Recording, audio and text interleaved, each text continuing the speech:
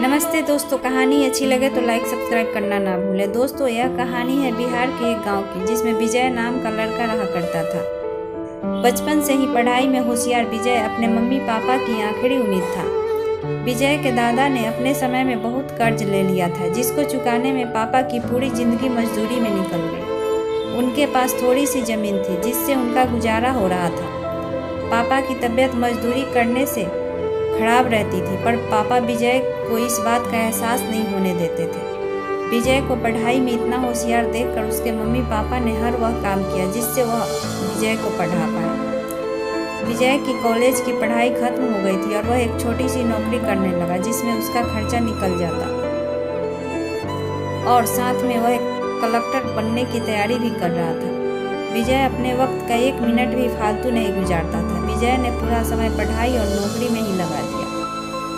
विजय के पापा को यह बात पता थी कि वह कलेक्टर बनना चाहता है, इसलिए घर की हालत बहुत ज़्यादा खराब होने पर भी उन्होंने विजय से कभी इस बात का जिक्र नहीं किया और ना ही उसको अच्छी नौकरी करने के लिए कहा। लगातार 2 साल तक विजय पास नहीं हो पाया। उसके बाद भी उसके पिता ने अपना घर और ज़मीन गिरवी रखकर विजय को IAS की कोचिंग ज्वाइन करवाई और उसकी नौकरी भी छुड़वा दी और केवल पढ़ाई करने को कहा। विजय के पापा हमेशा उससे कहा करते थे, बेटा खेत और घर दोबारा आ जाएंगे, पर कलेक्टर दोबारा नहीं बन सकते। आज पूरे साल पढ़ाई करने के बाद विजय का रिजल्ट आ गया, जिसमें वह अच्छे नंबरों से निकल गया था।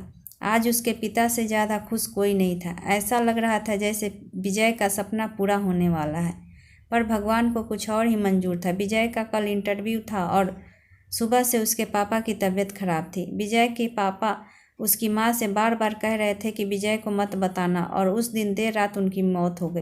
अब एक माँ जिसकी गोद में उसका पति गुजर गया है, वह अपने दर्द को भुलाकर अपने बेटे की ज़िंदगी के बारे में सोच रही थी। माँ ने पड़ोसियों तक को इस बात का एहसास नहीं होने दिया कि उसका पति अब नहीं रहा।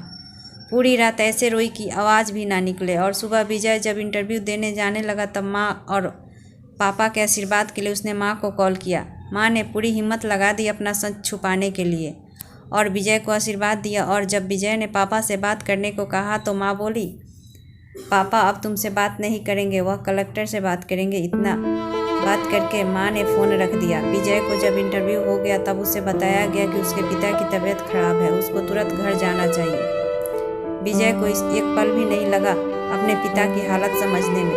घर पहुंचकर वो पिता के पैरों में गिरकर वह जोर जोर से रोने लगा और कहने लगा, पापा उठो, देखो मैं कलेक्टर बन गया। भले ही विजय के पिता को ज़िंदगी में कुछ हासिल ना हुआ हो, पर वह अपने लड़के को इस काबिल बना गया कि वह अपने 7 पुश्तों को बैठे बैठाए खिला पाए। विजय की माँ ने जो उस रात किया, जिसको करने के जज्बा बहुत कम लोगों में होता है। जब विजय कलेक्टर बनकर घर आया तब विजय की माँ ने कहा, बेटा तुम आज इतने बड़े बन गए हो कि हज़ारों गरीबों का भला कर सकते हो। जब भी तुम्हारे सामने कोई गरीब मदद मांगने आए तो अपने पिता के बारे में सोचना। मैं तुम्हारे बराबर पढ़ी लिखी और समझदार तो नहीं हूँ, पर इतना ज़रूर जानती हूँ गरीब आदमी बहुत मजबूर होता है। तुम कभी भी किसी का बुरा मत करना। शिक्षा दोस्तों, इस कहानी से हमें यह शिक्षा मिलती है कि वक्त कितना भी खराब हो, उसे हम ज़रूर बदल सकते हैं। माँ और बाप के एहसानों को हम कभी उतार नहीं सकते, पर हाँ अपने कर्मों से उनकी इच्छा को पूरी कर सकते हैं।